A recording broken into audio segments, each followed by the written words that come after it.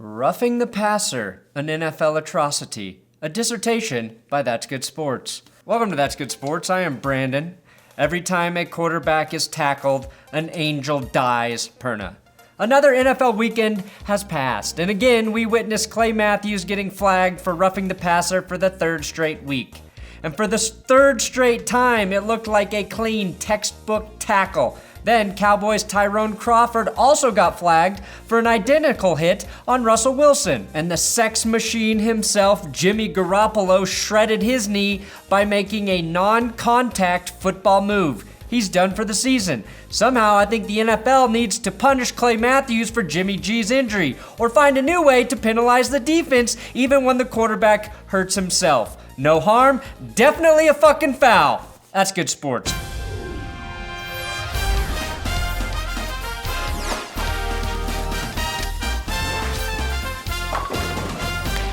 If you're new here, please subscribe. And also, my second channel, That's Good Podcasts, is a YouTube channel where we do sports podcasts. We have a Thursday and Monday upload. It's Will Keys and I. Every Tuesday is the Blitzed Radio podcast. And on Saturdays, I've got Jake Shapiro doing a Rockies podcast. So maybe subscribe there. We're also on iTunes, Podbean. That's Good Sports Podcast. Now, if you're a football fan, currently defending this body weight on the quarterback rule, you are clearly referring to football, aka soccer, where this rule would make sense. For those of you who think it's easy to alter your body weight and roll to the side mid-tackle are also blowing delicious strawberry tart e-vape smoke out of your ass. It's less harmful for your rectum, but it still smells like shit. Getting to and actually tackling an NFL quarterback is not easy. And now asking giant men to defy physics could be argued is actually more dangerous to the tackler. And yes, we have evidence of this now. Dolphins head coach Adam Gase said defensive end William Hayes tore his ACL trying to not put his body weight on the QB. Thank you, Adam Gase. It takes some guts to say that. And I respect Gase even more for putting the league on blast. And this video shows Hayes planting his knee, contorting it to try and fall on the side of the quarterback. When you try and install a rule to eliminate certain types of injuries, you are going to change the fundamentals of the game. Sometimes that's okay. Sometimes you need an adjustment, like making helmet-to-helmet hits illegal. Unless, of course, it's a rookie you've never heard of, well then, he can be blasted right in the GD face and receive no love from the officials. The change to the game that this roughing the passer rule tweak is creating is not positive or good for the game in any way. Even Joe Theismann hates this rule, and his career was ended when his leg was snapped in half by Lawrence Taylor on Monday Night Football. If he's not defending this rule, who is? It's made up by people who never play the position. You're asking defensive guys to do something. Basically, you're asking defensive guys not to hit the quarterback. You know, the shot of Mike McCarthy on the sidelines basically saying, and you could read his lips, what is he supposed to do? The NFL has a problem, and it is hesitant or flat out refusing to acknowledge it. The problem is that the NFL, the league office, the competition committee doesn't believe it's in a relationship with any of us or its players. Roger Goodell, deep in his small black little heart, believes he's a dictator and he can do whatever the hell he wants. And that may be true for now, until the next collective bargaining agreement happens and players who I believe are more unionized than ever get what they deserve from the league. As a fan, we believe we have a relationship with the NFL. We believe the league is going to grow and evolve to our liking. The players in the NFL should believe the league is going to do the same. In a normal relationship, when one party isn't meeting the expectations of the other, they, if so choose, can reach a compromise and move forward in a positive manner. You would think in a multi-billion-dollar industry, the league would compromise or at least have a real dialogue with its players. The people who generate all their fucking precious money. In a human relationship, in order to tolerate someone who doesn't respect your point of view or opinion, the sex has to be mind-blowingly good to put up with that. The NFL's product is the sex that we keep coming back for because it's mind-blowingly good, and the players come back for the money. The NFL is taking the sex out of the game for the fans and the money away from the players and pretending like there is nothing wrong. As fans, our only option is to stop watching. As players, their only option is to stop playing and forfeit very lucrative salaries. Last season, it became very evident that the catch rule was a problem. We knew it was an issue since the Des Bryant debacle in the playoffs. It took the NFL years to fix it, which gives me little hope this rule gets fixed anytime soon. What I don't understand is how the NFL just blatantly ignores this problem and actually doubles the fuck down on their stance when not only are the fans complaining, but it's the players, it's the coaches, and every former player and NFL analyst and former officials, they are all saying this doesn't make any sense. Furthermore, the NFL has drawn unnecessary attention to the problem by flagging Clay Matthews 3 weeks in a row.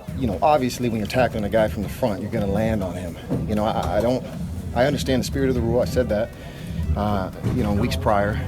But when you have a hit like that, that's a football play. I've never heard of anybody tackling somebody without any hands. You would think they would have one conversation with the officials saying, hey, let's be careful about flagging Clay Matthews this weekend unless it is an egregious hit. Green Bay has one of the biggest fan bases in the NFL and collectively should be making their voices heard about this absurdity. It's also not a complicated issue to correct. It's not like trying to figure out how to reduce concussions in the game where there are multiple things that make that happen and multiple issues to address to solve one problem. This takes one phone call to say, hey, let's continue to try and protect the quarterback, but only throw a flag if the hit looks like the defensive player pile drives the QB or body slams him. These hits that they are drawing a line in the sand for are not malicious. They are not overtly violent, and for all intents and purposes, the exact type of tackle you would teach a child learning the game of football.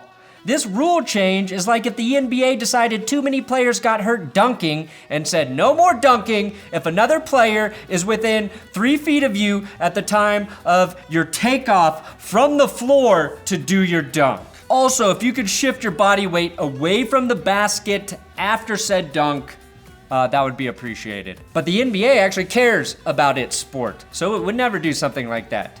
Now, I've already said this, but I feel like I have to say it again. I'm not advocating for more injuries in the NFL, not even in New England, okay? But this argument that the QB is too valuable, that it's justifiable to install dumb rules to protect the position regardless of the ramifications to the game is severely flawed. I get that individual markets will face a drop in ratings, especially if it's a primetime matchup, if their star quarterback goes down. Who the hell gives a shit about watching the 49ers now that Jimmy Garoppolo is done for the season? Nobody. That's unfortunate, but it's part of the game. It's always been part of the game. The ground tore up Jimmy G's knee, so let's remove the grass from the game. No weed, no grass, no more problems. Last season was one of the worst I ever remember for QB injuries, and I'm really becoming a broken record here. Watson, Palmer, Luck, Wentz, Rodgers, Osweiler, Lynch, and Simeon. Okay, those last 3 weren't injured quarterbacks, but they played like it. How much money did the NFL lose last season? None. None dollars. It showed an increase in profit for the 100th consecutive year.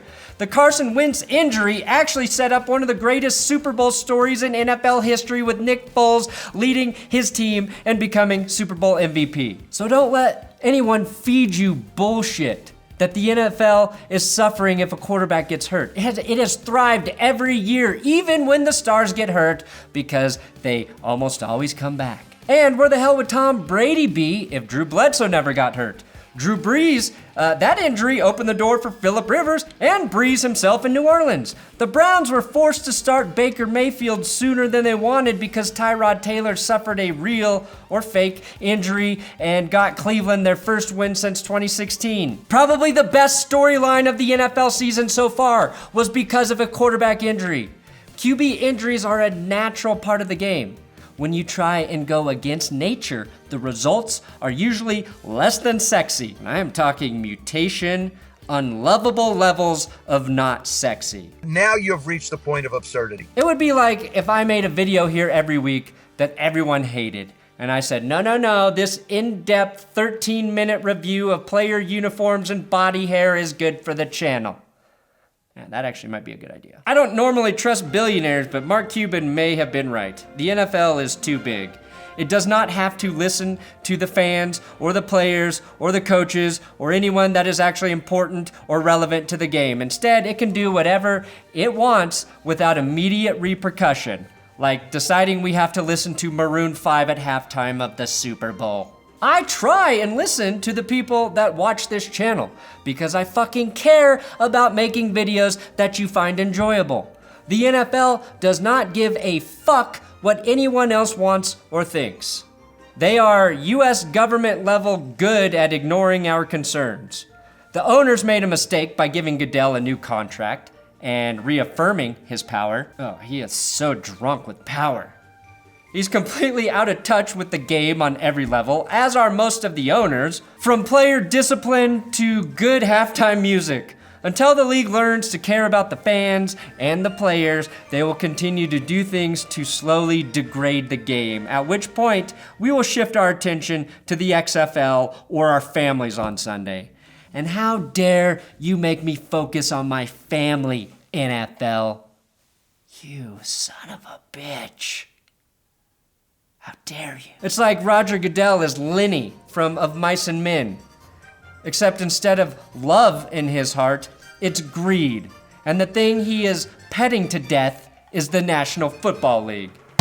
Thanks for watching another episode of That's Good Sports. Please subscribe here on YouTube. I'm on Twitter at Brandon Perna, Instagram at Brandon Perna. You gotta follow me at those places, because that's all right.